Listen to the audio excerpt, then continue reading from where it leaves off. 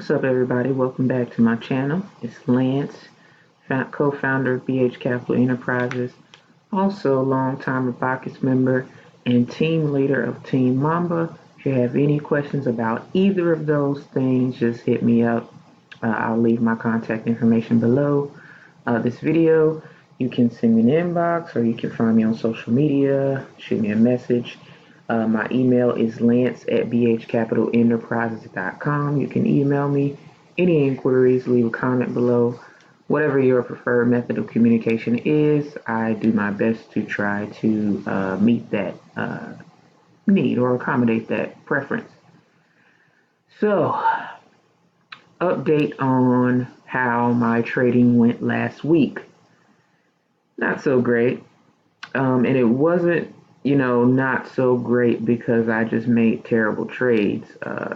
Most of the time, my losers, and I'd say probably 95% of my losing trades are simply because I did not have the patience to see it through. Very rarely do I make just a terrible trade where I go back and I say, what in the world was I thinking? I had, I think, one of those last week, Roku. And I really think psychologically, I made the trade on Roku because I wanted to somehow redeem myself for not holding on to Roku the previous week, where I told y'all in the previous video that I had Roku it was below 140. And I bought calls, and I sold Roku from like 137, 138, and I sold it at like 142, 41, somewhere in there. So very short run. And as you all know, Roku ran up to like 160 by the end of that week. So crazy run. Or maybe it was mid 150s, something like that. So this past week, I got into Roku attempting or intending to hold on to it for a day or more, so swing trading. But what I failed to do was to thoroughly evaluate or analyze what was going on from a technical perspective. So by the end of last week, when I went and I looked at like the 4-hour time frame, basically I looked at different time frames for Roku, and I realized I was like, I have no idea why I got into that trade. It really didn't make sense to get into that trade. The 4-hour chart was pretty bearish, gave bearish signal early in the week. Now, I was up in my Roku position multiple times throughout the week. I say at least twice. Small gains, like maybe at the most, maybe 20, 25, 30% at the most, maybe from what I can remember. And I failed to sell or liquidate my position at that point. I decided to hold on to it, hoping and thinking that, Roku would keep going. But as you all know, Roku continues to fail at this $160, $163 range, where it'll run up to that and then it'll fail and it'll run back down to high 150s or even mid 150s. So that didn't work out too well for me.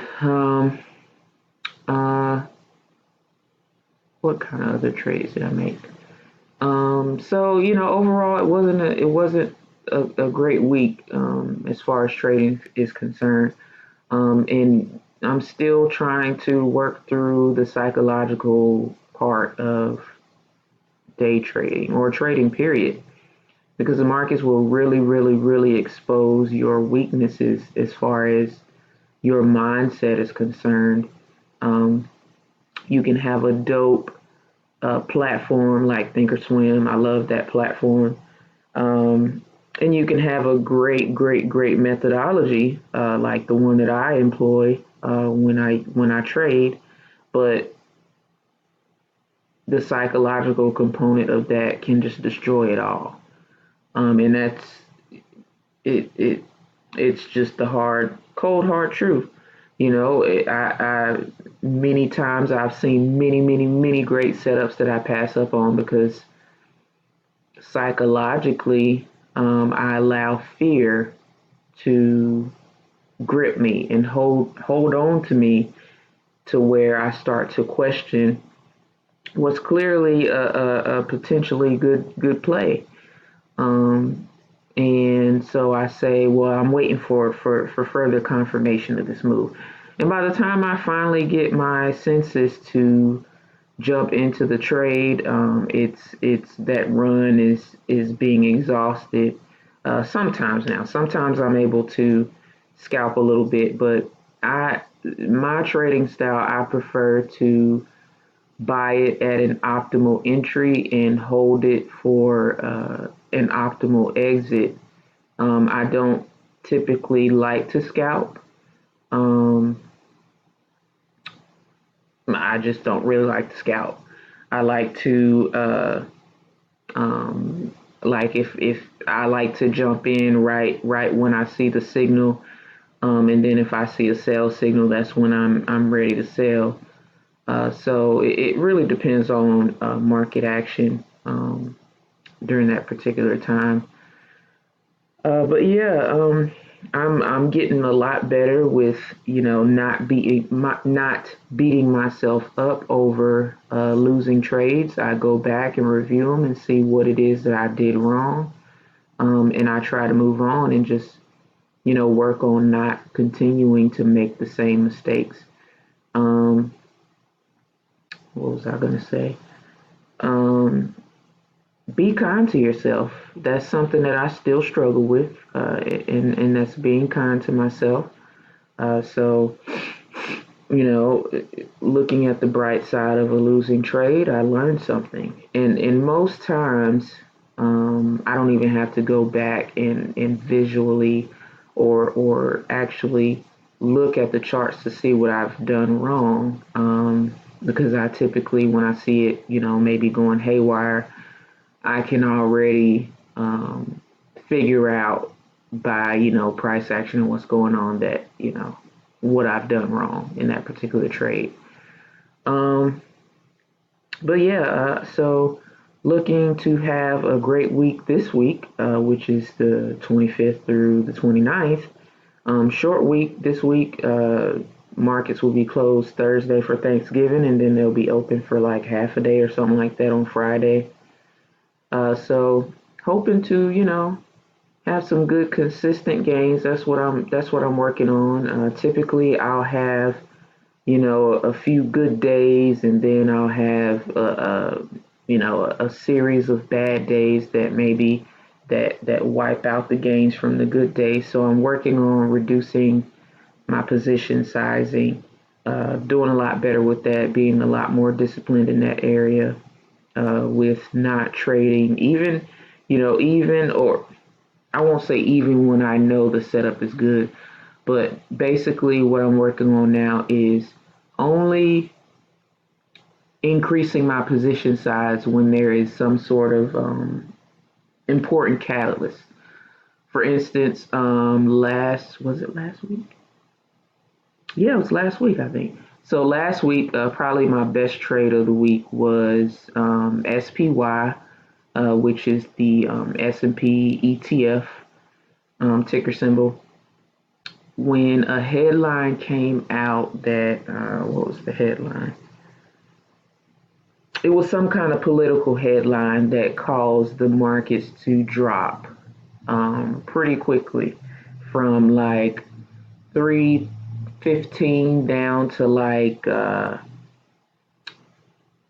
3096 and down to maybe a little bit lower than that.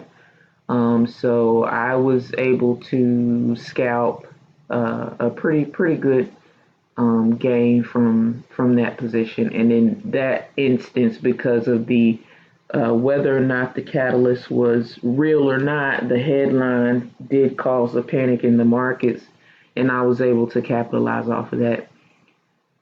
The great thing about technical analysis is that I was watching for a particular setup in the first place. So, in my Chartmasters group, which is a group of myself and other people who have learned technical analysis with me.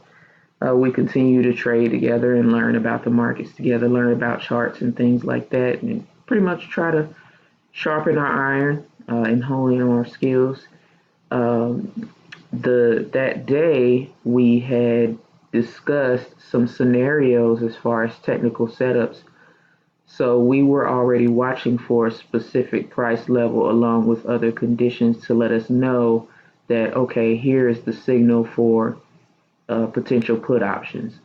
So once that catalyst, well, actually, the signal kind of started and went off before the news happened. So some chart masters were positioned prior to that headline coming out.